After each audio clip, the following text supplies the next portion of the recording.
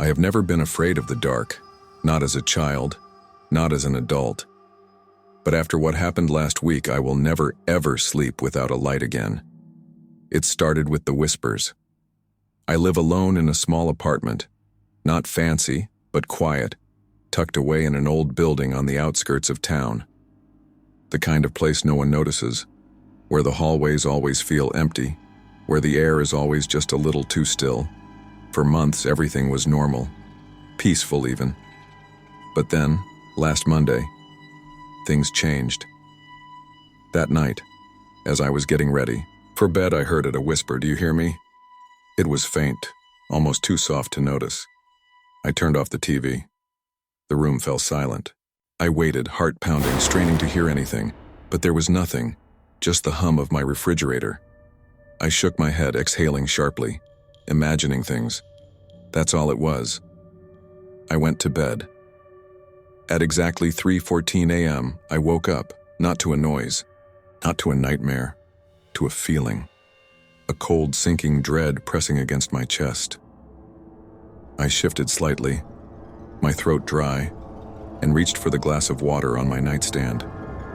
But as I did, my eyes flicked toward my bedroom mirror, and I saw something move, a shadow, a dark figure standing right there in the reflection. My breath caught, my body stiffened. I turned my head. Nothing. Just my empty bedroom, my closet door, the chair in the corner. I swallowed hard and looked back at the mirror. The figure was gone. I barely slept after that. The next night, the whispers came again. "I see you." The voice was closer now, just behind me. I spun around. My room was empty, but my reflection, it didn't move. For a second, just a fraction of a second, it stayed perfectly still, and while I turned, and then, ever so slightly, it smiled. I stumbled back, knocking over my lamp. My heart was hammering against my ribs. I grabbed the mirror, yanked it off the wall, and shoved it into my closet, slamming the door shut. That night, I kept the lights on, but at 3:14 a.m., I woke up again. This time, I wasn't alone. A breath, cold and damp, brushed against my ear. "You let me in." I couldn't move. I couldn't breathe. My eyes darted to the closet. The door was open, and the mirror was back on the wall. There was something wrong with my reflection. Its arms hung at an unnatural angle. Its fingers twitched too long, too thin. Its head was tilted too far to one side, bones creaking like an old wooden door. And then, it stepped forward, out of the mirror.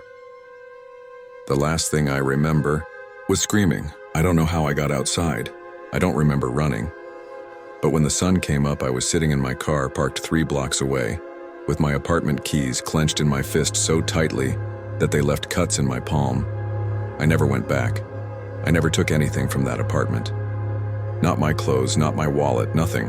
Because I knew something else lived there now, and it was waiting for someone new to move in, waiting for another whisperer to listen. And when they do, the whispering man will smile again,